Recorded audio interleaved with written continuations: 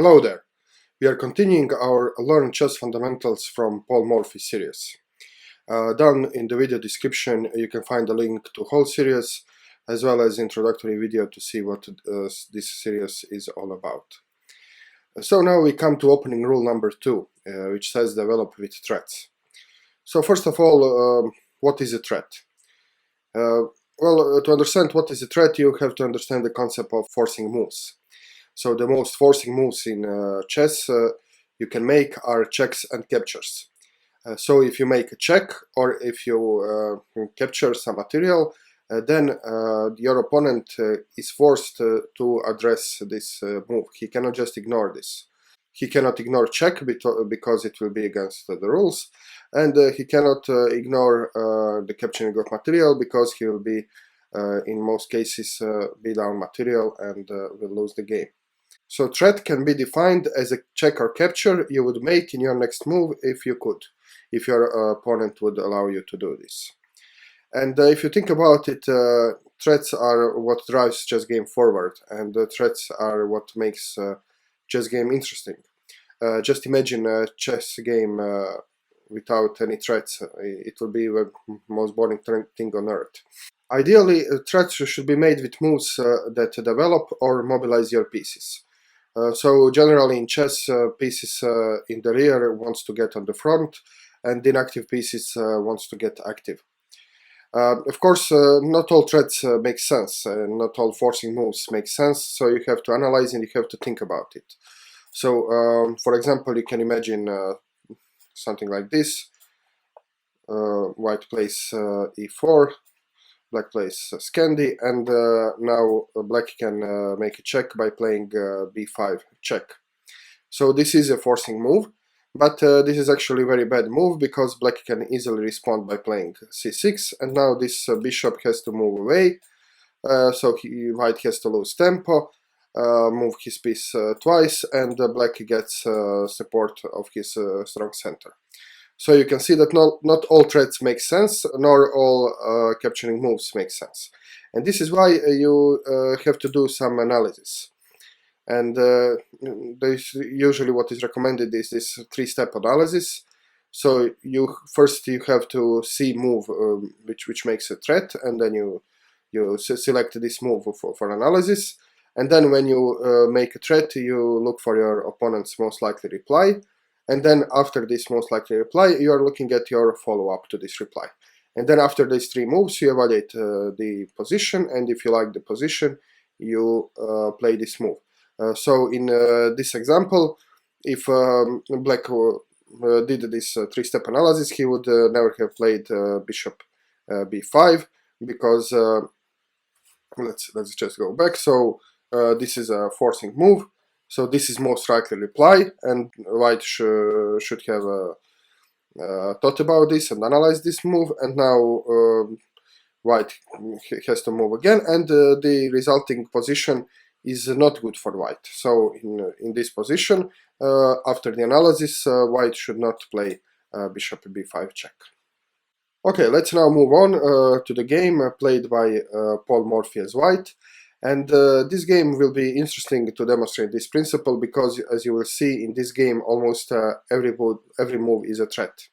And since we are now on the section of opening rules and dealing with threats, when going through this game we'll be focused mostly of that aspect of the game. So we will talk about each move, what threats does it make, and how can opponent meet those threats. Okay, this game was played in New York 1857. It was a blindfold simultaneous exhibition again.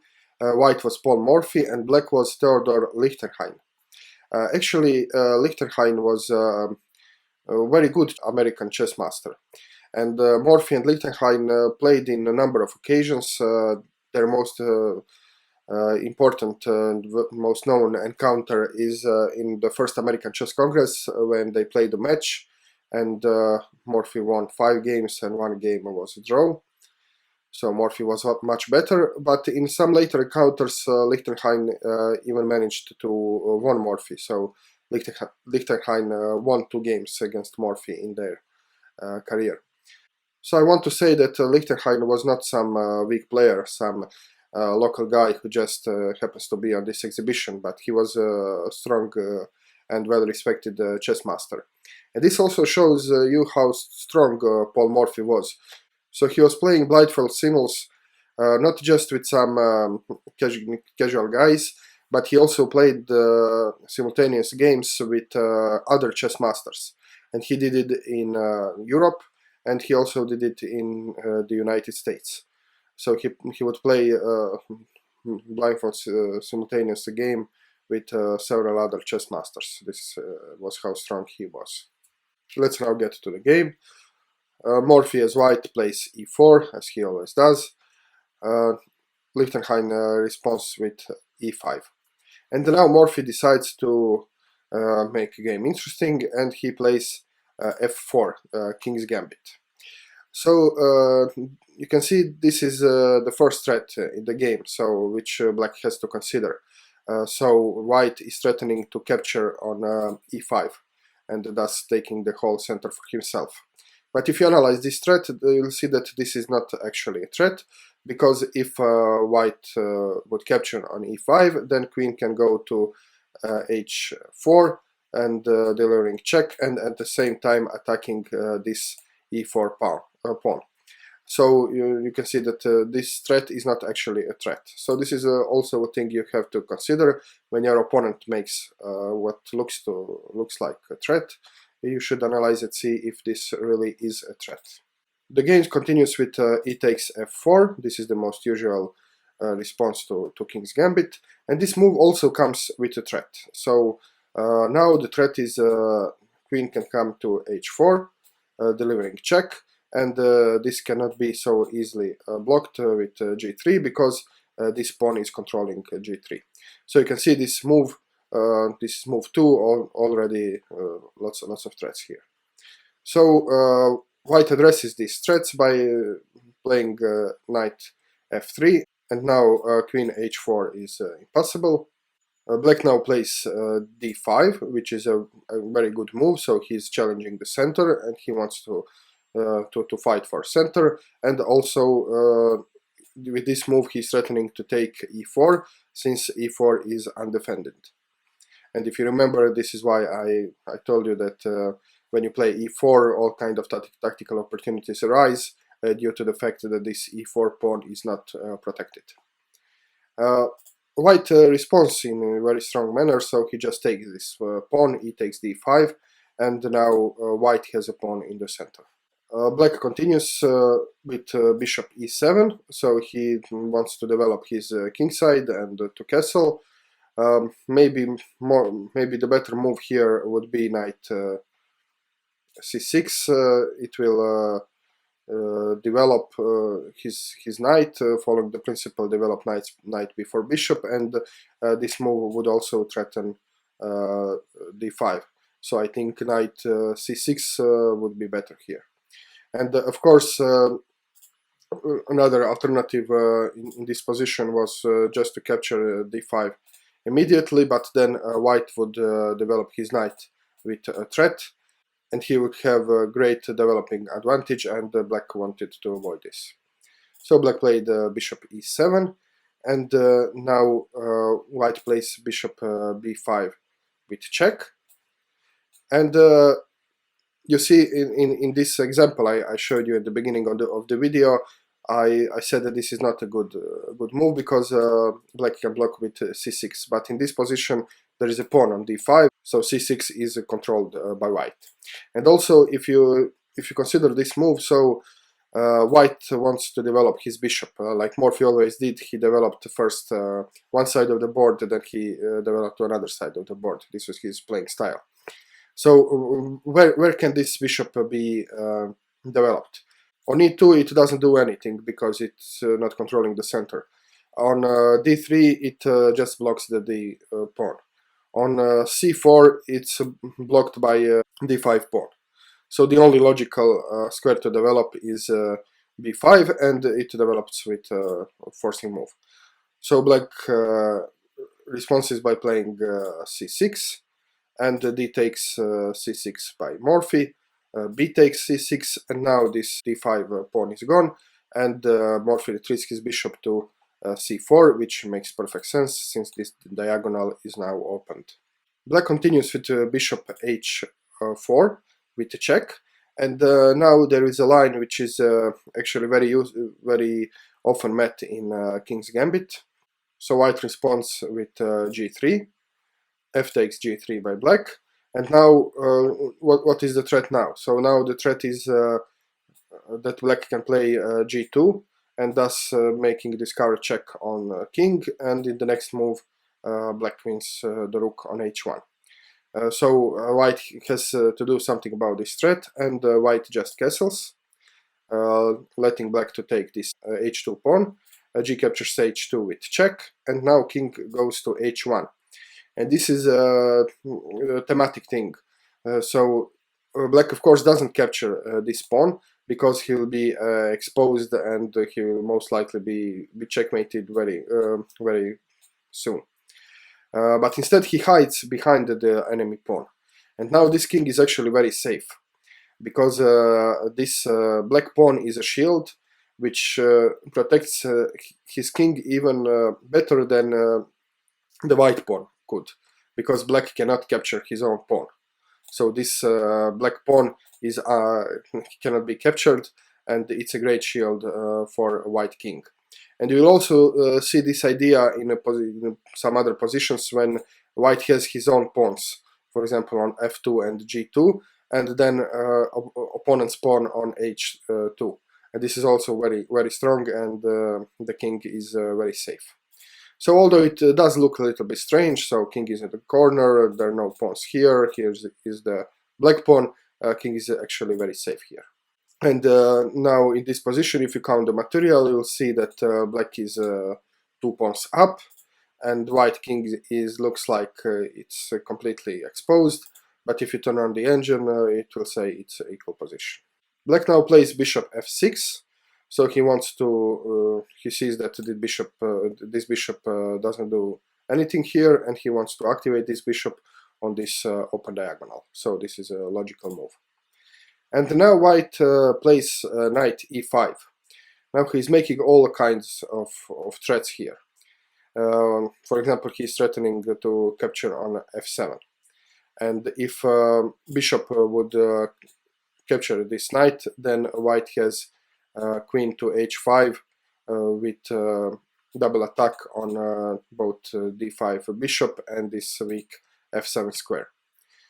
So this is actually white is offering to sacrifice a piece for a very strong attack. And interestingly, if you turn the engine here, it will say that black is much better, like -3 or -4. But this is if you are a computer, then you would like to have black here, because computer can make every move, every defensive move perfectly. So if you defend perfectly, if you play every move perfect defensive move, then you can be better. But when two humans are playing, then it's not so likely that another human will play the best move every time. And this style of playing, when you have all your pieces on f7, is psychologically very difficult to handle. So you are under tremendous pressure, and you are not likely to make the engine move in every situation. Okay, so black continues with knight to h6. So now he is defending this weak f7 square. White plays d4, now grabbing the center and also protecting this knight in the center. Bishop takes e5, and now the logical move would be to just to recapture, but Morphy instead he continues his attack, and he's just ignoring this that he just lost a piece. So he plays bishop h5, now again piling up on this weak f7 square, and this is what King's Gambit is all about. So when you play King's Gambit, you usually want to bring aerial forces to this weak f7 square. Queen now takes d4, so black is trying to have some counterplay. Bishop takes f7 with check, knight recaptures, and queen captures f7 with check. So now white exploits this weak f7 square. King moves away on the legal move, and now bishop to g5 check. So now he's developing his pieces with threats, which is thematic, and which is why we are going through this game here. So he's not just developing, he develops with check. So now this is not actually developing with threat, but developing with forcing move. The check is blocked by bishop to f6, and now Morphy develops his only undeveloped piece, and with a threat. So by playing knight c3, he's threatening rook a to d1, thus winning the queen by a pin. So you see that all the moves Morphy makes are either forcing moves or a threat. So he developed all his pieces by making threats and or checks. White plays bishop to d7 now, because this is the way he meets this threat. So now if rook a to d1 is played, this queen is no longer pinned, it can move away.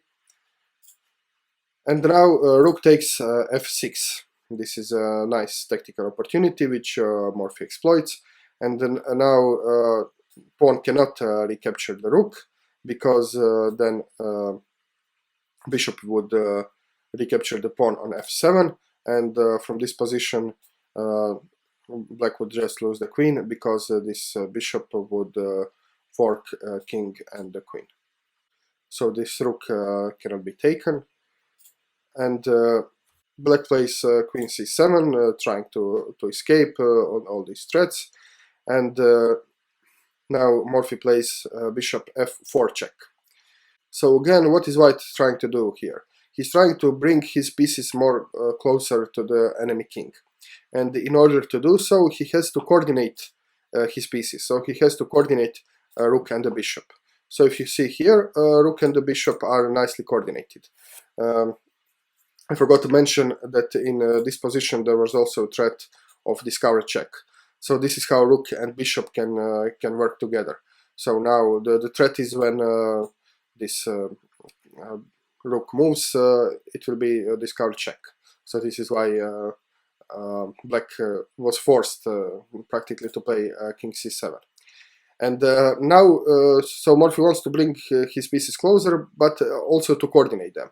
So he plays bishop f4 with a check, and after king moves, Morphy plays rook to d6. And now again you can see that rook and bishop are nicely working together, and Morphy created this position by making threats and forcing moves. And also you can see that this rook here is performing double attack, so it attacks both queen and the bishop. So the double attack is, I can say, the main secret of winning in chess. So everything, all winning moves, almost all winning moves in chess have some sort of double attack behind the move.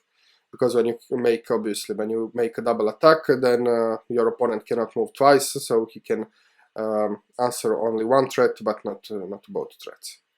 And now black moves his queen away to c5. White again plays knight e4, again with a threat, so now he threatens to capture the queen, and he moves his piece forward. So this is what this is all about, moving your pieces forward, making your pieces more active by making threats or forcing moves. Queen takes c2 now.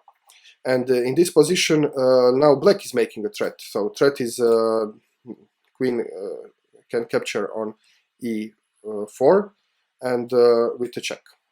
So after every move, this is one rule of thinking in chess. So after your opponent makes a move, you should ask yourself what are possible captures and checks in the position. So you always have to stop and think. So not just be focused on your moves, because in this position, as you can see, white has lots of opportunities to continue the attack. So he has this rook takes d7 with check, this knight can deliver check in the future. So he has many opportunities to play for the attack, and in this kind of positions, players tend to forget looking at your opponent's side. So when black played queen takes c2, you should stop and see what are checks, captures, and threats in this position. So this is a threat. Okay, so Morphy probably saw this threat, and he said, okay, I will address this threat later. I have a few more forcing moves in my sleeve, so I will play these forcing moves, and then I will address this threat. So he played rook takes d7 check, now sacrificing the rook. Knight takes on d7, and queen takes on d7 with check. King has to move to a6. And now, okay, the forcing moves are over, and now Morphy is thinking about this threat, and he's addressing this by playing knight to d6. And now you see that knight is just going more and more close to the enemy king. Black plays rook h to d8, trying to chase away the queen, but it's a bad move because queen wants to move away from this square anyway. So white plays queen b7 check, king has to move to a5, and now very good tactical move by Morphy, bishop to d2 with check. This is called in tactical textbooks, it's called deflection. So he's deflecting his queen, he wants black queen to move away. Because it has to move away, because if, for example, only other legal move is for king to go to a4, and then queen would just deliver checkmate on a6. So queen has to take this bishop, and now suddenly this c4 square is available for knight to deliver a check, so knight delivers check, and also forking queen and king. King has to move, and now what should white do? But, well, if this was me in the blitz game, I would probably just take the queen and miss the mating opportunity. And this is also one lesson you should learn from this game. So never make automatic moves. So this looks like a winning move. So you can just capture the queen, and you have a great material advantage here, and you can easily win. But of course, checkmating is better than taking the queen. So Morphy just calmly plays pawn to b3 and delivering a checkmate here. This is very nice checkmate, of course, with the pawn. Morphy could have played queen to b3, also checkmating black, but this wins with more style. Okay, so we went through this game now, and as I recommend, you should always go through every game twice. So this time we will go through the game again, but more quickly. So the idea is, once we know all the details of the game and now we see it again, we are more likely to remember some important lessons from the game. Okay, so Morphy plays e4, black responds by playing e5, and now Morphy is playing for King's Gambit, already threatening to capture on e5. Black captures on f4, now threatening queen on h4 check. Morphy plays knight f3, so answering this threat. Black plays d4, fighting for center. Morphy captures. Black develops his bishop, wanting to castle. Morphy plays bishop b5 check, now developing with a forcing move. Black responds by playing c6. D takes c6, b takes c6, and now bishop retreats to c4 on a very active diagonal. So Morphy managed to develop his bishop by making forcing move and or threats. Bishop h4 check, and now this is the usual line in this kind of King's Gambit. So g3, f takes g3. Now the threat is just to play g2 with a discovered check and winning the rook. So Morphy castles, g takes h2, and Morphy plays king to h1, hiding behind the enemy pawn, making his king very safe in this corner. Black continues with bishop f6, bringing bishop in the more active diagonal.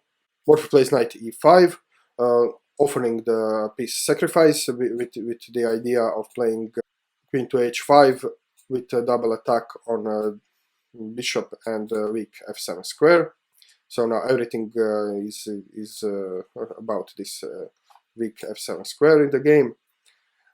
Black plays knight to h6, defending this weak f7 square. Morphy continues with d5, defending the knight. Black captures knight, and instead of capturing back, Morphy plays queen to h5, and now everything is piling up to this f7 square. Black tries to have some counter game by queen taking on the d4, but Morphy continues with his attack, so bishop takes f7 check, knight recaptures, queen takes f7 check, and king moves away to d8. And now these two pieces are inactive, so Morphy is developing them very forcefully with threats or checks. So first bishop g5 check, something has to be done, so Black just blocks this check with his bishop, and now Morphy develops his knight with a threat, because the threat is rook a to d1, and now pinning the black queen and winning the queen and the game. So Black answers this threat by playing bishop to d7, now there is no pin, and Morphy now seizes the tactical opportunity and takes on f6. This rook cannot be recaptured because this bishop would recapture the pawn, and then it will be double attack on king and queen, and white would win black's queen. So, and also this move threats this counter check idea. So king has to move to c7, bishop goes to f4 with check. So he's moving his pieces towards the enemy king by making checks and threats. So king moves to b7, and now rook comes to d6, even closer to the enemy king, and with a double attack on queen and bishop. Queen now moves away from the attack with queen c5, and now Morphy plays knight to e4, so he's bringing his knight in the attack by making a threat.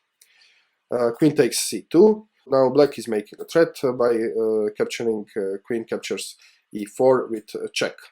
So white has to respond to this threat, but not immediately, because he has more forcing moves in his sleeve. So he plays rook takes d7 check, knight takes d7, queen takes d7 check, king to a6. And now he must address the forcing moves are over. He has to address this threat, so he moves his knight to d6. Black is trying to kick away the white queen, but it's okay because white queen wants to move anyway. So queen b7 check, king has to go to a5, and now this deflection move, bishop to d2 with check. And now if Black moves his king to a4, queen can go to a6 with checkmate. So Black has to take this bishop, and now this c4 square becomes available. So knight c4 check, forking the king and the queen, but it doesn't matter because the next move will be checkmate. After king moves, pawn b3 is checkmate. Okay, I hope you'll find this game and this video useful. If you like this video, please click the like button. You can subscribe to my channel, there will be other videos on the way. Please make sure to check out the video description. As always, you will find some useful references and link in the description. And please be free to leave your comment and tell us what do you think about these games and generally on the topic of chess improvement. Stay with me and cheers.